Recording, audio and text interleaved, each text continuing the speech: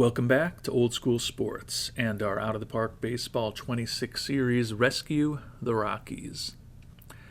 And we are preparing for the first-year player draft, just past the midway point of the season at 61-30. Rockies have a 10.5 game lead over the Padres in the National League West, and we are 5.5 games better than both the Miami Marlins and Minnesota Twins in the battle for the best record in all of baseball. So it's been a good season for the Rockies on the field, although our all-world right fielder Kevin Roberts Jr. is in the very early stages of a second extended trip on the IL. Hopefully we'll have him back in early August, right after the trade deadline. Spend a little bit of time thinking about the trade market in this episode, but as I noted, our primary focus here is going to be the first-year player draft. We've gotten a lot of good input from the worldwide scouting department. 4 guys who stand out to the WWSD as players to consider with our first-round selection, and we'll get into those players and the decision that we're going to have to make right now. But before we talk about our selection at number 34 overall, Not My 4-Ply was wondering what went on at the top of the draft. So we'll take a look at the top 3 players selected, started by catcher Brock Lemke. He was expected to go first overall in the draft, so not a surprise to see him off the board. Solid defensive player, a lot of real positive personality traits, potentially outstanding home run power and eye. Certainly looks like he's going to struggle to make contact, and he's going to strike out a lot, but a pretty nice profile for Krabby Lemke as far as a catcher. Number 2 selection was shortstop Kevin Reynolds, 18-year-old out of Los Angeles, California. It says he went 21st overall. Am I looking at something wrong? Yes, I am looking at something wrong. Kyle Portnoy went 2nd overall out of Georgia.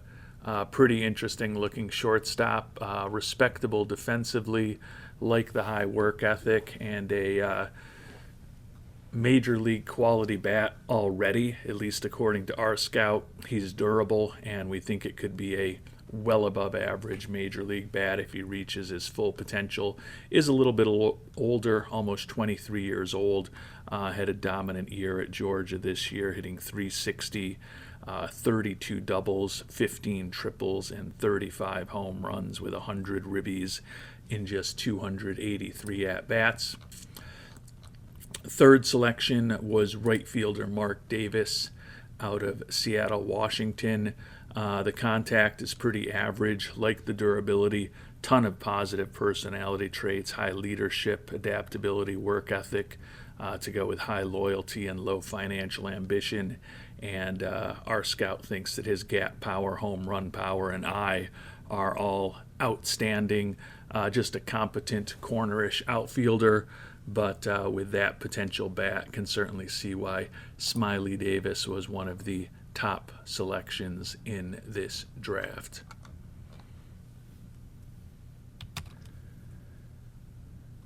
And we'll turn now to thinking about the players we might pick with our first selection.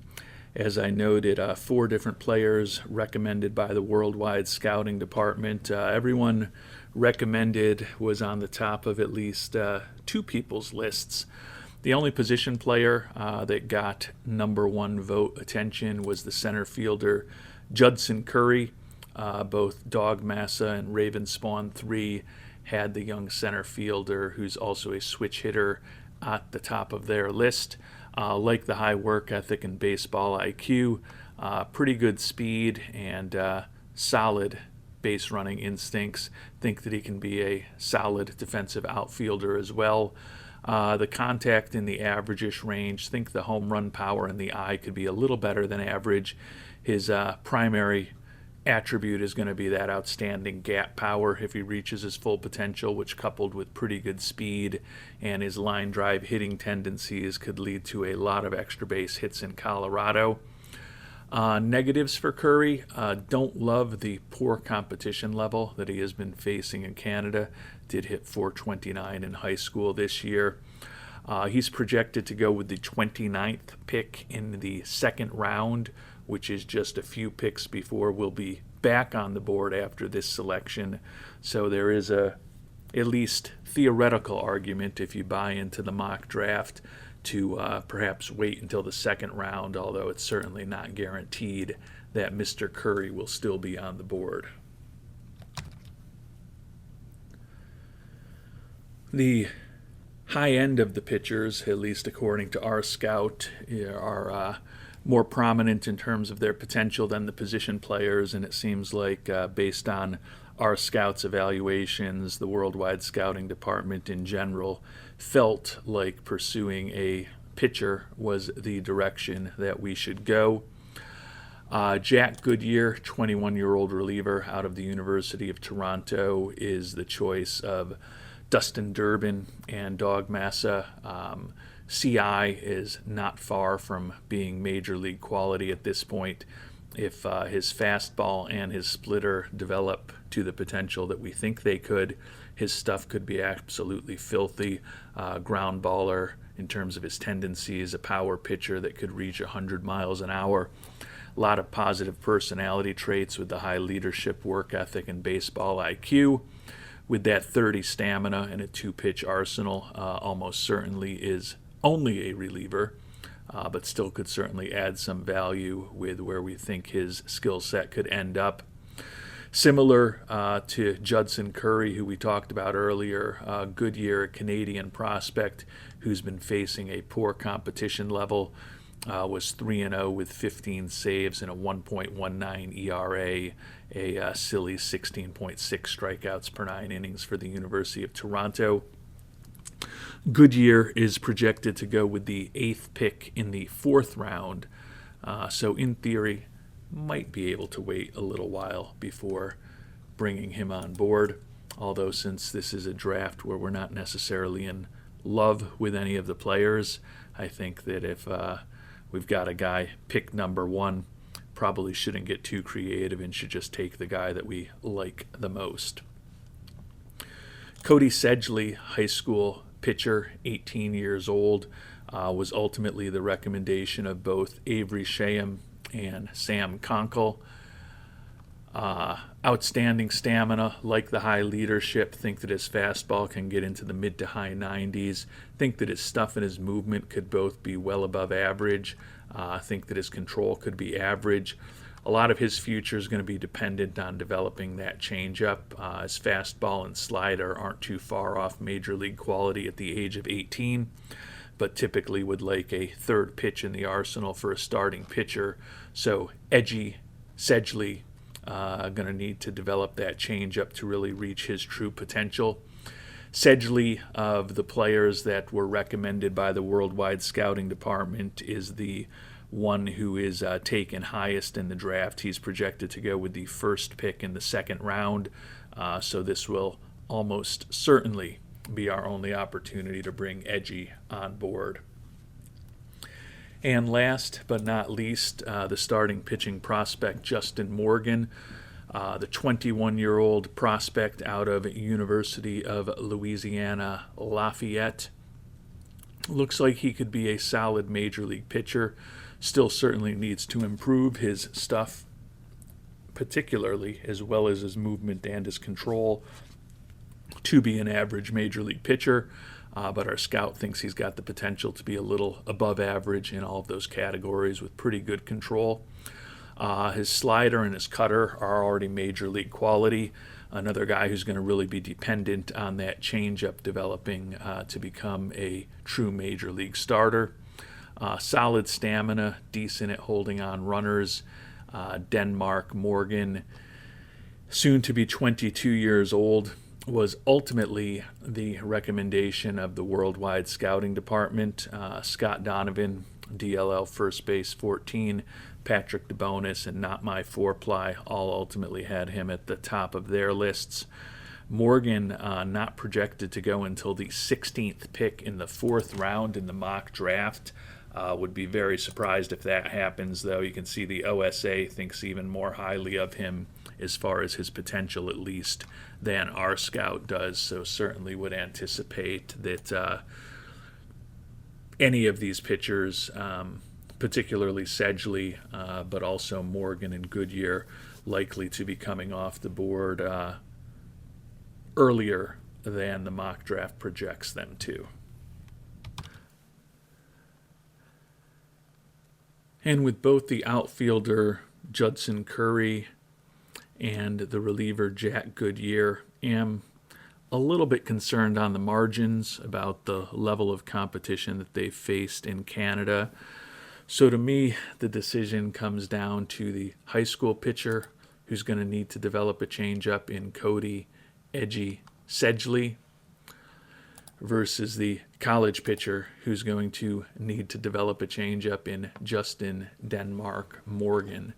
I think there's definitely a case to be made for both of them. Ultimately, although we have definitely struggled a bit over the course of this draft, over the course of the number of drafts that we've been involved in over the years of this playthrough with college pitchers.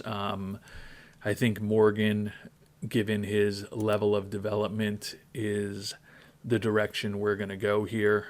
We've got a lot of money to spend this year, so we can handle someone whose bonus demand is higher than slot. And Denmark Morgan was ultimately the choice of the people with 4 first-place votes from the Worldwide Scouting Department. Would love to see a Curry or a Goodyear drop into the second round for us. Certainly not anticipating that Sedgley would. But when all is said and done, we're going to go with the guy who's a little further developed. His changeup is also a little further along, to be fair, as you'd expect from someone who's 3 years older. But I think that Denmark Morgan is a little bit safer of a prospect just because a college player who's more completely developed. Certainly think that he could be a back of the rotation starter for us in the next year or two. And if he does reach his full potential, there's certainly an opportunity for him to be more than that. We'll go ahead and we will sim ahead to our next pick, see who is on the market. And it looks like everyone that we had talked about has come off the board, unfortunately.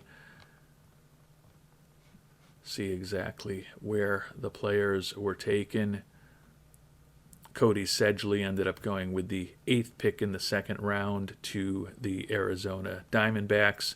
The reliever out of Colorado, Jack Goodyear, went with the 11th pick of the round to the San Diego Padres. And then Judson Curry went with the 18th pick to the Tampa Bay Rays. So we are now on the board with our 34th pick.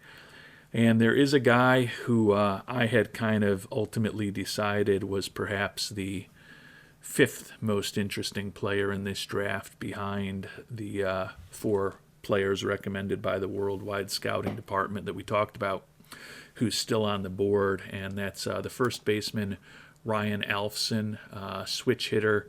Definitely looks like a solid prospect. Don't love the defense, don't love the speed. Does have some positive personality traits, and if he reaches his full potential, could certainly be an above-average switch-hitting player. He's not projected to go until the 25th pick of the 5th round, however, even though doesn't look like our scout views him all that differently than the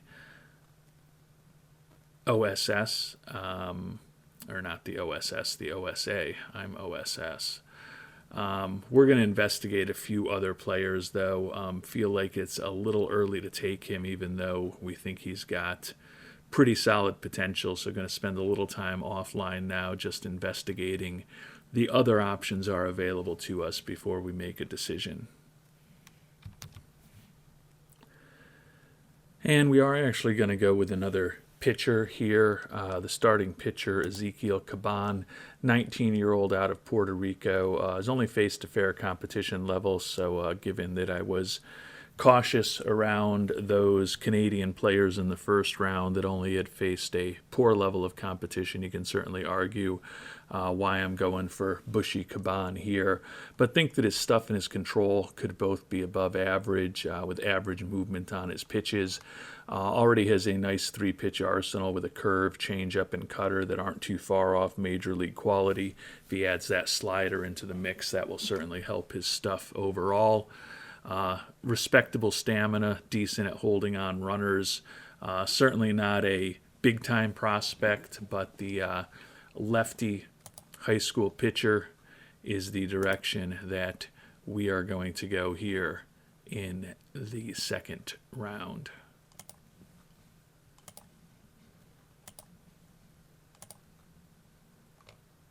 And it does look like the first baseman that was projected to go into the fifth round has also come off the board.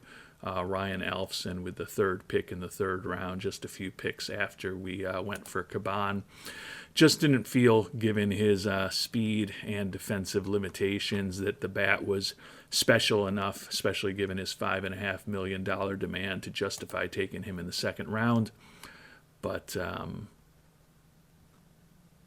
we now certainly need to pivot, taking pictures with the first two selections, so it would not be the worst thing in the world to find a position player that we're really interested in here. But honestly, I don't know that we're going to find a position player that we're really interested in here. I think it's more somebody that we can live with. I do like Tom McNeil. He is impossible to sign, although if we take him with our third round selection, we'll at least get a compensatory pick next year if he does not end up signing with us. Pretty solid range, decent speed, like the high adaptability and work ethic. Think the home run power, the eye, and the contact could all get to average, slightly above average levels, with potentially outstanding gap power and pretty good speed for the 18-year-old. But we'll look at some other prospects before we ultimately make our decision. And we're ultimately going to pass on McNeil, although if we draft him after this third round and don't sign him, we won't get a replacement pick for him next year. Don't view him as special enough to take him here. We've had a pretty bad track record over these first couple of rounds in terms of guys that we hoped might fall to the next round being left for us. So certainly could be a first guess now about moving on from McNeil. But we are going to go with a college closer, Pablo Clary, 21-year-old out of Miami. Been facing a great competition level there. Extreme ground ball tendencies, can get close to 100 miles on the radar gun, we think. Like the high adaptability and work ethic. Don't love the low loyalty and financial ambition, but those aren't really going to affect his development all that much. Right-handed pitcher, outstanding at holding on runners. He's got a changeup and cut fastball combination, both already major league quality. His stuff, his movement, and his control aren't too far off major league quality at this point. We think that the stuff and the movement could both be above average, the control about average. A guy who's looking for slot and just not confident that he's going to be around next round. So we are going to go ahead and bring the closer, Pablo Clary, on board and see who's still on the board for us here with our fourth round selection. And Tom McNeil is still around. I think we probably are going to go with him in the fourth round, but we'll take a look at the options that are out there. This is weird. I thought Clary, it said we were going to offer him $600,000. I thought that was what he was looking for. And it says that we offered him $304,000. I'm sure I can go back to the videotape and figure out exactly what happened there, but I don't think that number matched up with what I just thought I saw a few moments ago.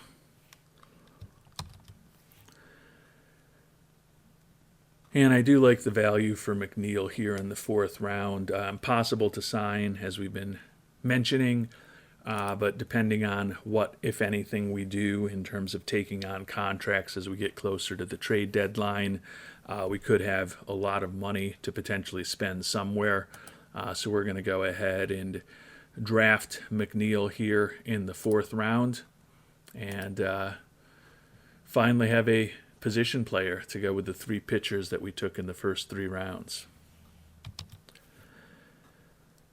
And we are going to go with another pitcher here in the 5th round. I'm sure some of you who have been following along closely on the screens rather than just listening to my melodic voice have probably been wondering what's going on with the closer, Tyler Jarvis.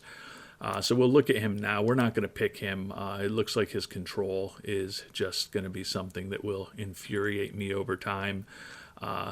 Brilliant fastball and splitter combination. His stuff is certainly major league quality at this point, but don't think the control ever will be. And certainly a question about whether his movement and ability to keep the ball in the ballpark will ever be high enough. As a 5th rounder, he's probably decent value, but at this point we're going to go with a pitcher that I like a little bit better and think can ultimately get the ball over the plate more consistently if all goes well in terms of his development. And we're ultimately going to go with the young reliever, 18-year-old Sean Heilman out of Harlingen, Texas. I think that his stuff can be well above average, movement a little bit above average. I think the control could be average. Got a pretty decent fastball, certainly going to be reliant on that splitter developing. He is a true reliever with that 30 stamina, but he is durable, like the high work ethic and baseball IQ. I think his velocity can ultimately get to 100 miles an hour.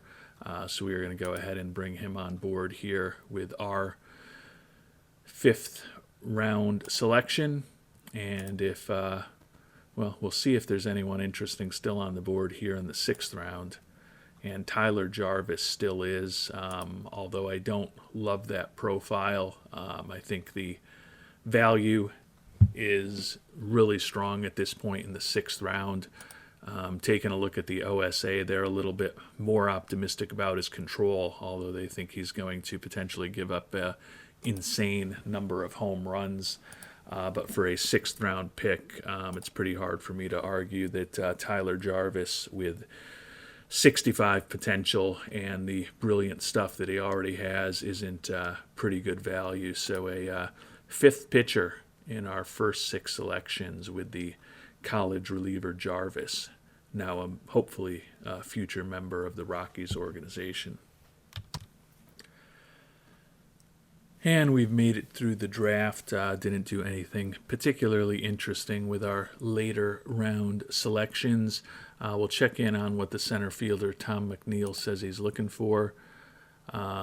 Significantly above $10.5 million to consider signing. As I noted, we've got budget room right now, but I think we're going to not make an offer to him immediately. We're going to sim through the next week and a half or so until we get to the All-Star break. I guess it's just a week at this point, and see how things look. There were a couple of interesting players on the trade block that we did get some feedback from the worldwide scouting department on. We'll talk about briefly here a couple of position players. Patrick DeBonis mentioned it wouldn't be the worst thing in the world to bring the veteran James Wood and his bat on for the remainder of the season. He's making a ton of money from the Yankees this year, but he is in the final year of his contract, and we're obviously more than halfway through the season at this point, so we certainly could afford to bring him on board. Patrick suggested, given his fragility, potentially putting him in a DH role if we do bring him on board. He's definitely an attainable player and certainly would give us a big-time bat with the fact that Kevin Roberts Jr. is banged up right now. Could always be looking for all the help that we can find. Don't necessarily love introducing his low work ethic and his lack of motivation into the locker room, but we have to be fair about those things, and this is a guy who has almost 400 career home runs with over 2,000 hits, over 1,200 ribbies. He has been a 2-time MVP, He has won multiple Gold Gloves, multiple Silver Sluggers, perennial All-Star. Certainly would be a very interesting player to add into the mix. Another guy that we're thinking about is second baseman Dan Ruby. Both Avery Shaham and Raven Spawn 3 like the consideration, at least, of bringing Ruby on board. Similar to Wood, he's in the last year of his contract, making about $16 million this year, so we could certainly fit him in. Raven Spawn 3 did note that he'd like him better if he already could play third base, and I do agree with that. Certainly not going to have a likely opportunity, or no real opportunity, I think, given his service time, to stash him in the minors for a while to train him up at third base. When we look at his range and his arm, both being 65 with an above average error rating and a decent turn double play rating, although he's a good, solid major league second baseman and can also play short, I think you could certainly argue that the right position for him is third base, and that's an area where we could use some help. So we're going to certainly keep an eye on Ruby as well as Woods, but unlikely that we are going to pull the trigger on anything too significant right now. Probably going to focus on simming through the next week or so, hopefully starting to get some of the players that we have drafted signed, get to the All-Star break, and then we're still going to have almost 2 full weeks to figure out whether we'd want to do something in the trade market. Game against Cincinnati at home, 3 against Pittsburgh at home, followed by an off day, and then 3 at home against the Rangers before we get to the All-Star break. And we've had a good run since we checked in. We completed the 4-game sweep against the Reds, took 2 out of 3 at home against the Pirates, and 2 out of 3 at home against the Rangers. So we have officially made it to the All-Star break here in 2038. We've extended the lead on the Padres to 13.5 games in the National League West. Minnesota Twins now alone is the second best team in baseball. Looks like we've got a 6.5 game lead on them in the race for that. The Miami Marlins at this point at 57 and 39 look like they are 8 games behind us in the battle for the best record in the National League, so certainly feel like we're on our way to being well positioned for hopefully another long run through the playoffs. Mike Castro now 3rd in the National League with a .331 batting average. Those ratings really aren't that good. Was doing some work on our minor leaguers offline and comparing people with Class A ball when deciding where to put some of the college players that we had picked in the later rounds of the draft.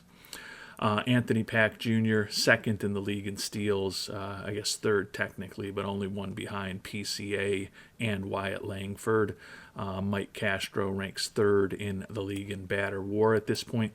Leo Martinez, 2nd in the league in ERA. Bernie Barrera tied for the league lead in wins, and Leo Martinez 3rd in the league in pitcher WAR. Quick look at our team statistics here at the All-Star break. Our 66 and 32 record, just 1 game better than Pythagorean expectations. We've had a winning percentage over 600 every month of the season. You can see 1st in the National League in runs scored, and we are 1st in virtually every offensive category. Good base running team, good defensive team, and we are 2nd in the National League in runs allowed, premier pitching staff as well. So everything going very well this year for the Rockies, except for a few injuries, which obviously we've been able to overcome. Bernie Barrera, with that 12-2 record, unfortunately got into a brawl, and he's going to be suspended for 8 games coming out of the All-Star break. Before we finish up the episode, take a look at the All-Star Prospects roster and the All-Star Game roster.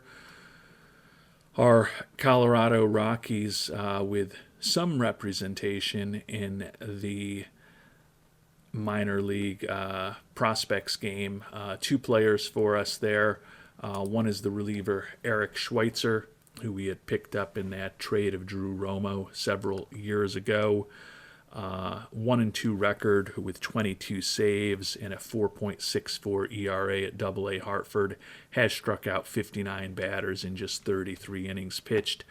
Certainly conceivable that we'll be promoting the number 45 prospect in baseball to Triple-A on the other side of the All-Star Prospects game.